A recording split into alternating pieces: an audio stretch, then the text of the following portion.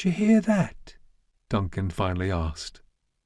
Each of them cocked their head, listening. There were only silence and shadows. It had also grown warm, Maric found.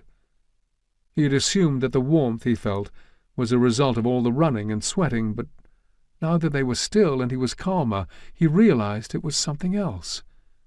Mixed with the sulphurous stench was a dry heat wafting in the air. "I don't hear anything," Genevieve growled. "Exactly. Where are the darkspawn? I can barely sense 'em." The commander seemed stunned not to have realized it herself.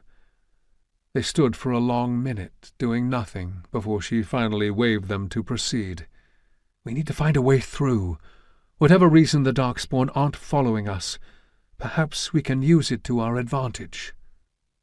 The rest of them appeared reluctant, but said nothing. They followed her quietly, picking their way through the field of bones as the cavern slowly opened up into something even larger. There was light here, too. It was dim at first, the faintest glow of lichen clinging to the walls, but eventually it increased to the point where Fiona's staff wasn't even needed. Maric was reminded of the great caverns that the Fegs were built within, but here there were stalactites and stalagmites instead of dwarven buildings. There were fissures pumping out steam, and he thought he saw faint streams of lava behind large rocky outcroppings.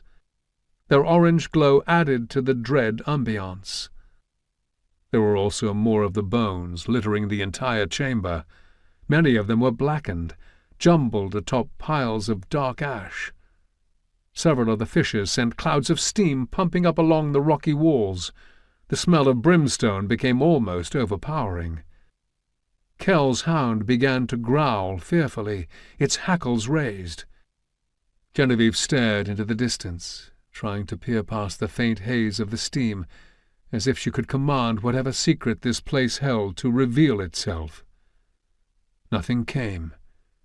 Without looking at the others, she waved them forward. "Look for a way through."